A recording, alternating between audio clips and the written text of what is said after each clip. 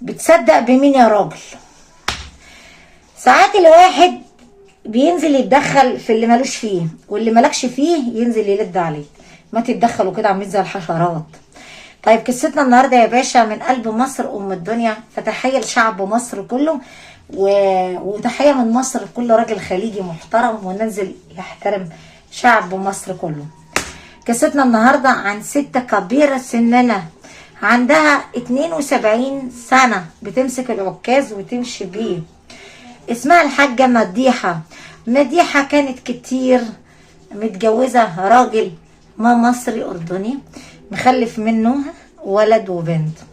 نفسها تاكل لحمه ضاني، اللحمه مش لحمه العاديه، لحمه المندي الضاني. للاسف ابنها ما راضي وبنتها ما راضيه تجيب لها اللحمه الضاني. مش عارفه العالم دي بيعملوا ليه كده في الامهات. لازم ننبي طلب ابونا وامنا لحسن يكونوا هيموتوا. انا هموت نفسي في حاجه لازم تلبيها لي. السلام عليكم ورحمه الله وبركاته. وحشوني توحشوني. الناس اللي بتحب الاسطوره هناء تنزل تحط لايك وسبسكرايب وكومنت حلو كده، يا ريت كلمه حلوه.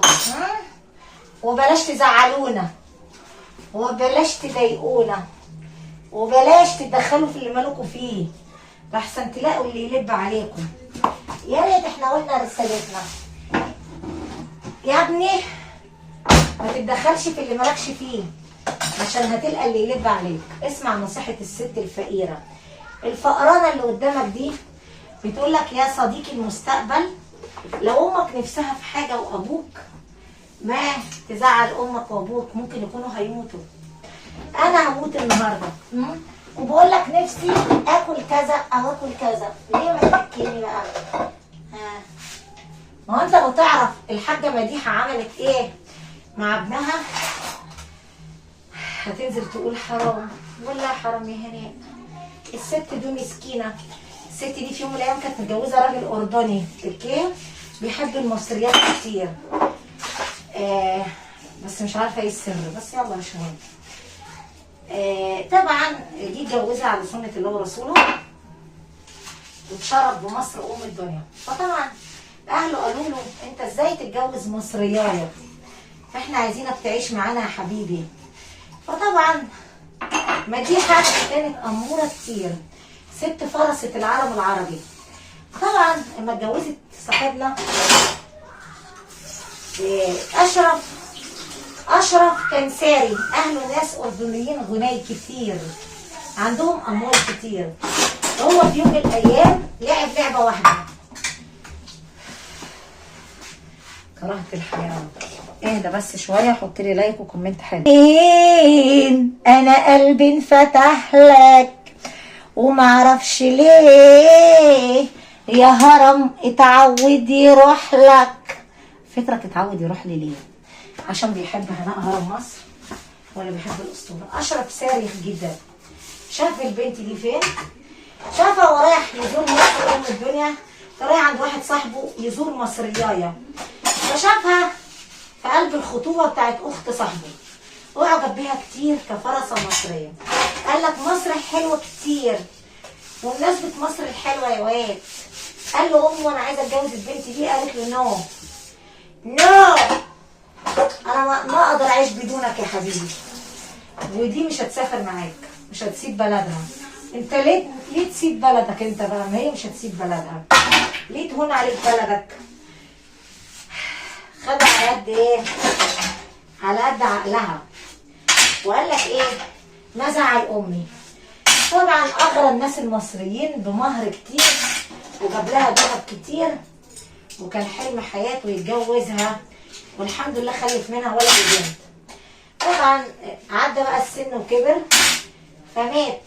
مات يا عيني الله يرحمه، وامه عرفت والكلام ده كله.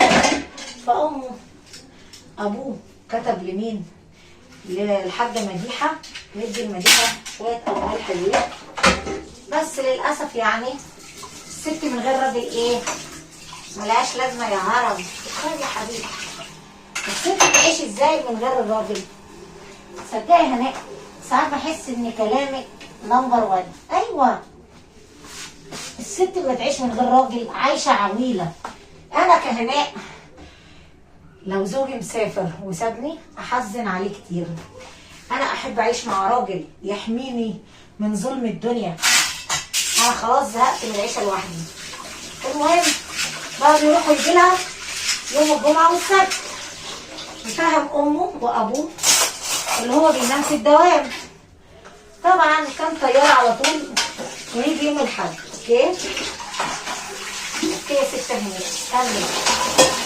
ست هناء المصريه لعبت لعبه واحده بس.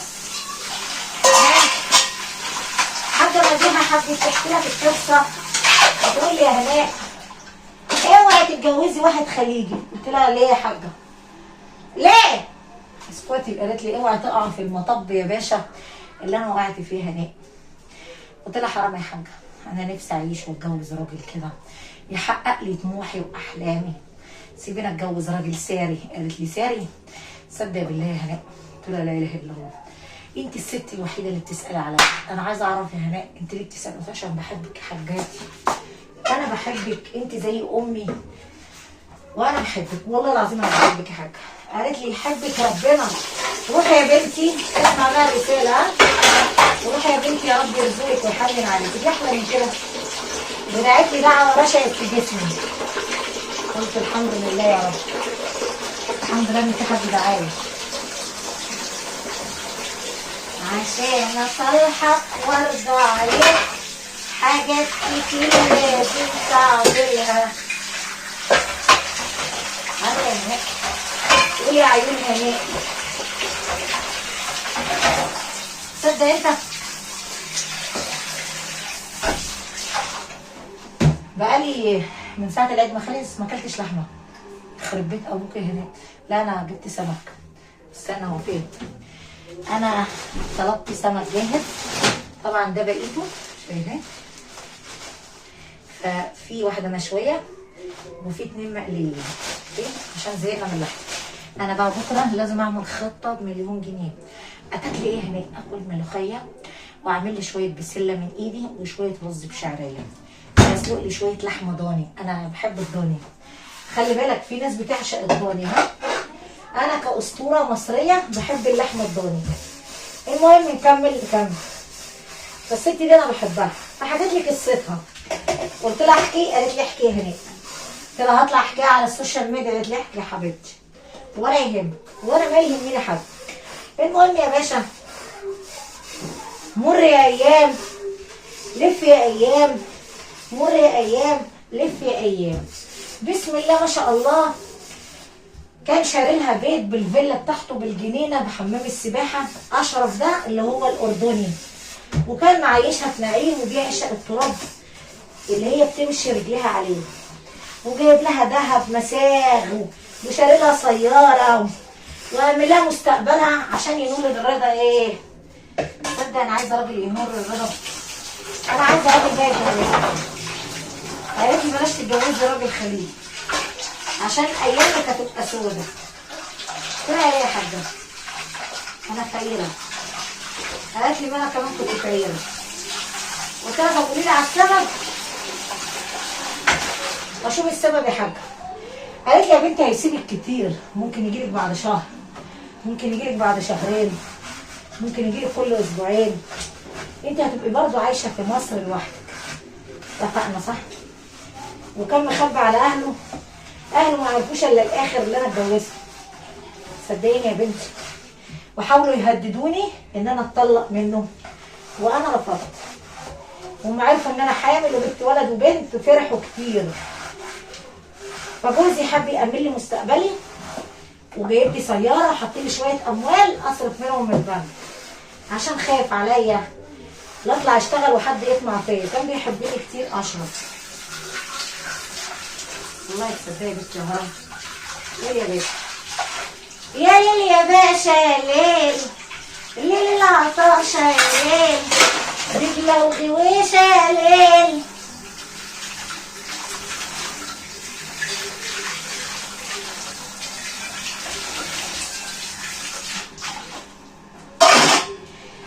يا ليل يا باشا يا ليل، الليل العطاشة عطش ليل دبلة وخويشة ليل.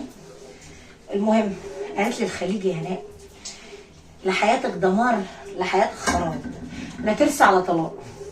قلت لها ب 60,000 دولار. قالت لي طب هتستفادي ايه بقى من وراه؟ شويه الاموال وتوته توته. خلصت الحدوده تتحسب عليك يا هرم مصر جواز وانت عاليه قوي يا هناء. قلت لها بجد؟ قالت لي صدقي بالله ما شفت مصريه قمر زيك. قلت لها يا رب تنامي وتقومي يا حاجه على خبر يسعدك. قالت لي نفسي اكل لحمه ضاني. قلت لها عناية بيك يا حاجه. قالت لي ابني الله ما يسامحه مش عايز يجيب لي لحمه ضاني، ما يحب اللحمه الضاني مع ان ابوه كان بيحب اللحمه الضاني. المهم عاشت مع ابنها، اتجوزت بنتها، اتخرجت من الجامعه والدنيا بقت لعلطه يا لعلط. وبعد ما عملت كده ايه؟ ابنها اتجوز واحده ماشي مصريه عادي، هم واخدين الجنسيه الاردنيه بتاعت ابوهم. وللاسف يا هناء حتى ابني بيحب مراته بيحاول كتير يسيبني لوحدي، ودي حاجه بتزعلني يا هناء. قلت لها ما تزعلي، كل واحد بيحب مراته وحاجه بقى. المهم جت في يوم اديته شويه الذهب وقالت له خد يا حبيبي افتح الشركه اللي انت بتحلم بيها بعد التخرج بتاعك زي ما ابوك كان بيحلم ماشي، وورثك عند اهل ابوك. المهم الولد وزعوا التركه بسم الله ما شاء الله، طلع له مبلغ حلو من نناه. وتيتا تقول له الاردنيه تعالى عيش معانا يا ابني. يقول لها ما اقدرش اسيب امي يا تيتا، انا بحب امي يا تيتا، انا ما اسيب امي يا تيتا.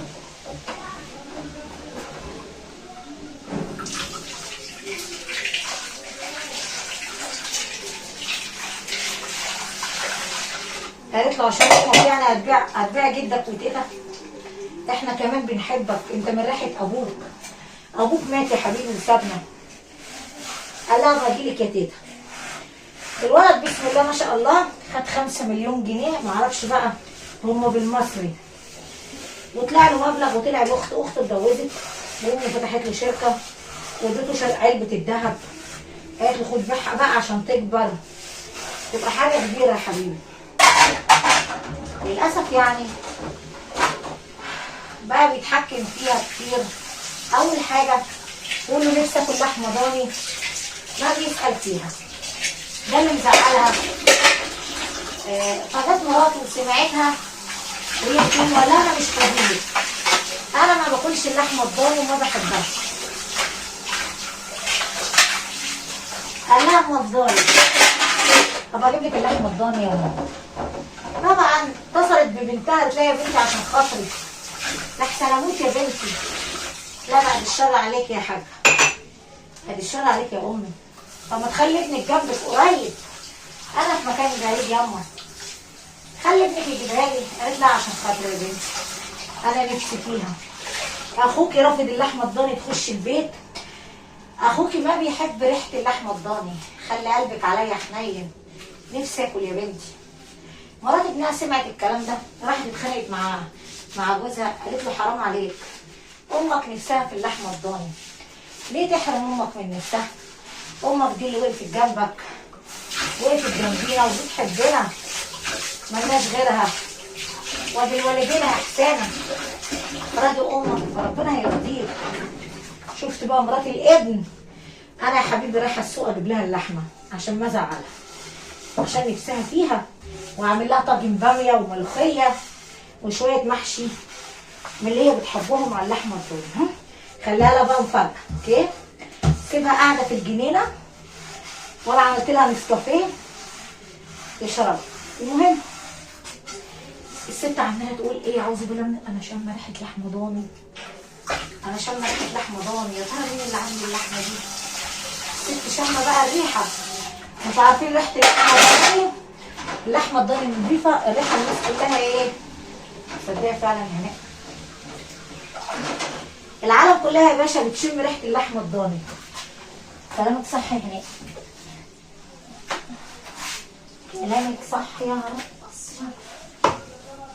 الريحه فاتحه الدنيا. المهم مرات ابنها قالت لها يا نينا ممكن حضرت لك الغدا على السفره يا ست الكل. قالت لها يا بنتي ده انا هموت واكل لحمه ضاني.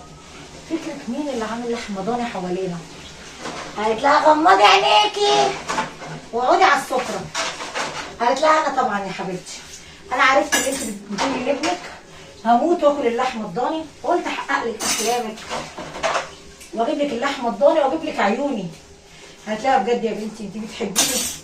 قالت لها اقسم بالله لو امي عايشه ما كنت احبك زي ما حبيتك، ما كنت احب امي زيك كده. انا بحبك والله العظيم، غلاوتك واحترامك من احترام امي. انت ست كتير محترمه وانا حبيتك. انت عمرك ما استخسرت فيا حاجه، انت لسه شاريالي هديه دهب في عيد ميلادي يا تيتا. بحبك يا امي. قال لها ما تحرم منك، عادي تجوزها. عملت لك باميه ومحشي ورق عنب باللحمه الضاني، وعملت لسعادتك ملوخيه خضراء. مبسوطه؟ قالت لها اه يا رب ما تحرم منك يا بنتي، يا رب يكرمك ويرزقك ويجعل السعاده بين ايديكي والرزق تحت رجليكي، ويجعل في ايدك جوهره وتحت رجلك سكره. شوفي الدعوه الحلوه، شوف هي دي الدنيا يا صاحبي، محدش ياخد حاجه معاك. ودي اتجوزت الراجل الاردني عشان شافها واعجب بيها وحبها، مش عشان المال. كان بيكلمها على الجوال على طول واعجب بيها، حاول يقابلها رفضت، فقال لها انا عايزه اتجوزك بالحلال. صدقيني يا مديحه انا عايزه اتجوزك، انا حبيتك من قلبي. يلا الحمد لله الكوبايه اتكسرت. انا حبيتك. قالت له وانا كمان. اهلي مش هيوافقوا براجل خليجي عشان انا متعلمه وعايزه اتجوز راجل مصري. قال لها عشان خاطري لو وقفت جنبي ساعدتيني قلت لاهلك انا عايزه اتجوزه ايوه ساعديني. ها واتجوزوا وحبوا بعض من ورا اهله وخلفت له ولي العهد وخلفت له بنت كمان. فهمت يا باشا؟ وكان بياخدهم عند والدته ووالده عشان ياخدوا الجنسيه. ايه رايك في الاسطوره بقى؟ والله يا هناء القلب الحنين. طيب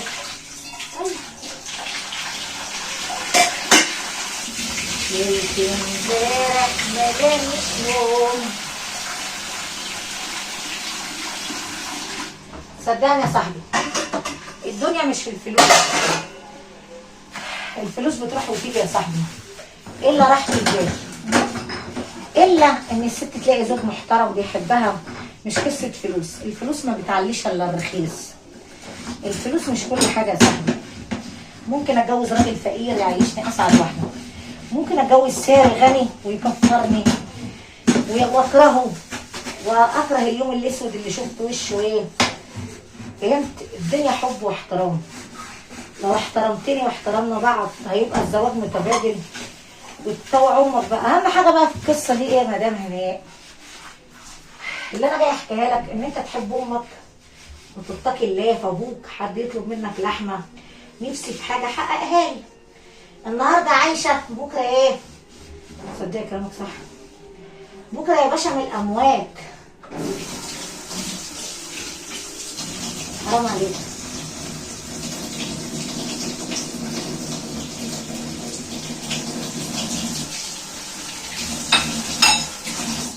ماشي يا هناء، فلو سمحت لو بتحب هناء الاسطوره امك نفسها في لحمه، ما تتجاهل امك وما تتجاهل ابوك، حقق له احلامهم. انا جاي احكي لك قصه عن الاسر المصريه، ان ممكن الراجل الخليجي يتجوز واحده ويحبها، مش عيب ولا حرام طالما الراجل عايز يعيش في الحلال. ليه احترام وتقدير على راسنا كل اهل الاردن واهل الامارات واهل سوريا والعراق واهل ليبيا العظيمه، شعب المغرب، شعب الجزائر، السعوديه والكويت واهل السودان على راسنا. ليه بقى؟ الست الفقيره اتعودت تحترم عباد الله، نحترم الناس والناس نزلت احترمتهم، واحنا شعب مصري بنحترم الناس المحترمه. عرفت يا باشا؟ احنا ما ضد البشر، احنا بس بنزعل لما تغلط علينا وتشتمنا. طبعا دي حاجه بتزعل المصريه كتير. يلا يا باشا حط لي لايك على هرم مصر، لايك واشتراك عشان عايزين نعمل ال 100,000 بسرعه. ليلة امبارح ما جانيش نوم واحنا لسه في اول يوم. مش كنت قبل ما تتجوزني تعلمني العوم عشان ننزل انا وانت البسين؟ الله يسهل لك، الله يسهل لك، اوعى يا قلبي يذلك. عديت له مره مرتين، عديت لك مره يا باشا. ما بحب الكذب والهري. انت عارف ليه انا ما بثقش في الناس؟ لان كله كذاب، كل راجل كذاب. حلم حياته بس يفكر هناء الاسطوره لقمه طريه. فانا لما اضحك عليها واقول لها انا عايزه اتجوزك هتبقى لقمه طريه، هناء هبله فهتقع في ايدي. انا غلطانه يا باشا، مش انا الفرسه الطريه واللقمه الطريه وحد يعرف يضحك علينا. انا جاي ضحك عليا؟ ها، انا جامده ومفتريه، انا ما يضحك عليا. ها، انا جامده ومفتريه، ونفترى على الله كذب يا صاحبي. خليك بقى راجل محترم عشان انزل احترمك. ما نغلط على حد وما نغلطوا علينا عشان احنا حلوين. ها، وما حد يعرف يضحك علينا، فبنقعد نضحك عليكم وانتوا بتكذبوا على البشريه. عرفت؟ في راجل اردني، في راجل كويتي، في ناس محترمه ما يكذبوا ابدا. ما بنقول كله كذب وكله وسخ. في ناس متربيه كتير، ولاد ناس محترمين، واحنا بنقدم لكم التحيه لكل راجل امه وابوه ربوه ويا ما يحترم الناس. غلط، ما تكذب. الكلام اللي طالع من لسانك محسوب عليك، هيتكتب على قرطك يا كداب. ها، عديت له مره مرتين. احنا ما نحب الكذب يا ابن الورمه. متفقين صح؟ يلا يا باشا، يلا يلا يلا. انا ست شقيانه شغاله ومش فاضيه للعالم دي، شغاله عشان اوصل، عشان اسد الدين اللي عليا. ها، وعشان ابقى حاجه، وعشان احقق طموحي يا برنس. ولا ناخد جنيه من حد ولا نمد ايدينا. احنا عاليين قوي وشبعانين وعينينا مليانه. يا ريت كل راجل بقى ينزل يحترم نفسه. كلكم اتعمل لكم بلوكات، ارحموا نفسيكم بقى. استفدت حاجه؟ بلوك. بزعل والله، ازعل اما اعمل حظر ل40,000 بني ادم. شفتوا؟ يخرب بيتك يا هناء، 40,000. اعمل ايه؟ ما هم لو محترمين كنت انا نزلت قدرتهم واحترمتهم. نعمل ايه؟ انا دم حامي وسخنه، ما احب حد يشتمني ويعلم عليا. عرفت بقى؟ يا ريتك بقى تحترمنا. قدرونا. ها، قدرونا يا باشا عشان عيب.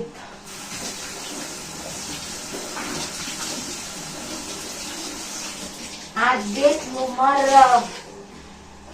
انا بحبكم والله، وربنا بحبكم، وربنا اللي بيتهزلوا 7 سماوات. انا كهناء بحب كل الناس المحترمه اللي حبت هناء الاسطوره. على راسي كل راجل جدع، كل راجل ام ربته. تحيه وادب من شعب مصر لكل راجل خليجي وكويتي واردني ومغربي وجزائري وليبي. على راسنا يا باشا. ليه؟ احنا ناس مؤدبين، اتعودنا نحترمكم. ها، يا ريت زي ما احترمناكم تنزلوا ايه. ايوه هناء، ايوه هرم، هنحترمك والله براحتك. الحرامي بايه؟ حرامي بشيلته. بحبكم كتير، وما تنسى تحط لايك لهناء. متنساش ان انا شقيانه وبشتغل عشان اصرف على اولادي، مش عشان اتفرج عليكم بقى. ها، عديت له مره. يلا يلا عشان ما نعطلكم. بحبكم كتير.